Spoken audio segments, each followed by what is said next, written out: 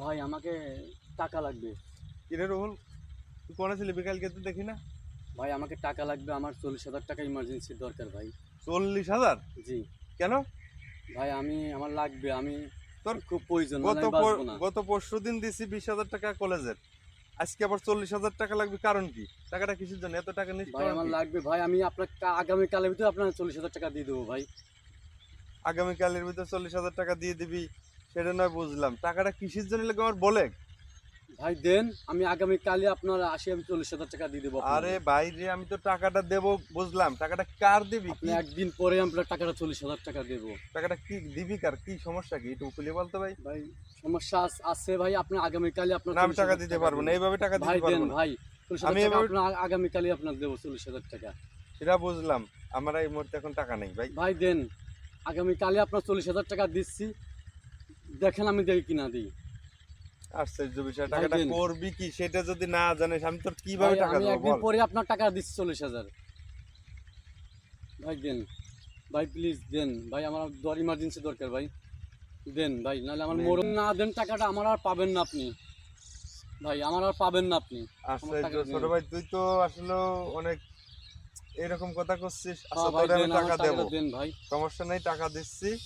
টাকাটা তুই নষ্ট করিস না, টাকাটা আমার কালকে ব্যাক দিবি। জি আমার কিন্তু টাকা লাগবে, তুই জি জানিস সংসারে। জি তোর আমি টাকা দিচ্ছি, কালকে টাকাটা ব্যাক দিবি। জি ঠিক দেবো। আছে, কিসের জন্য নিচ্ছিস আমার জানার কথা নেই। জি ঠিক আছে, টাকাটা আমার তো দিচ্ছি, ঠিক আছে। জি টাকাটা আমার কালকে দিবি কিন্তু। জি দেবো ভাই, কালকে আগামীকালে তাই না? দেবো। থ্যাংক চল ইউ যা। ভাই। কিরে রুহুল, টাকা কো? একদিন চলে গেছে, টাকাটা দে আমার। এসে লাগবে, কাজে লাগবে, টাকা দে, সংসারের কাজে, অনেক কাজে। টাকা কো? কি করছস? ভাই টাকাটা, ভাই ধরা খাইছি ভাই।